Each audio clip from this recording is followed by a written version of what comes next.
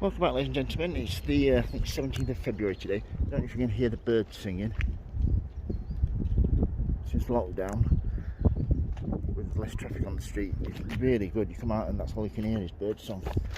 Anyway, back to the point. Just a quick tour of my garden. This early on in the year. We had a pretty cold spell the last week or so, but it's getting a bit milder, as you can see. Shorts on. So yeah, the hedge is looking well. Give that a feed, probably April time, give it a mulch round. But yeah, as you can see, everything's just starting to come back to life. Primulas there. This is my daylilies. My lupin there, I think that's probably on its last legs. Been there 3 or 4 years, but I'll put some compost around it and see how we get on. Yeah, they're a lovely yellow primula, absolutely gorgeous. Sorry about the hands being decorating. Just a quick walk around. Yeah, this is a lovely pink carnation. I got this from the Harrogate Flower Show several years ago, and it just performs year after year after year. Cut it back, bury the roots, bury the branches, and you get runners that come off. So always getting new branches, new growth on there. Hey, Snowy. You alright, pal? Come on then. He's not been very well. He's been sneezing a lot lately. Bless him. I think he's allergic to something. Right, this is my peonies there. Hey, matey, I know, I can't push you, you're not very well, so sorry, mate. Yeah, hollyhocks there. My aquilegias. Daffodils are coming through nicely. This is the tree. As you can see, it's a tree. It's stating the obvious. But yeah. Absolutely gorgeous leaves there.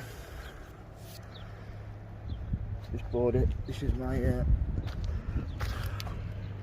peonies. I got this given off a neighbour several years ago, but that just comes back year after year. That's another good doer, good performer. Fortunately, I didn't have enough room this year to store everything, so I've lost a lot of plants with the really cold weather. Rose is doing fine. Right, there we go. There's the potted cream climber. The scent of that is absolutely divine. Foxgloves, once you've got some foxgloves, you never really get rid of them, and they look so nice. The bees love them, good for pollinating insects. Down here, my pots have got me lilies in. I think I'll just take them out of the pots and plant them up. Here we go, another primula. Right down here. These are my pots I've got these now, delphiniums, grow from seed. Start to see some shoots coming through soon. I might put some slug pellets down on these because, as you can see, I've got a bit of a snail problem there.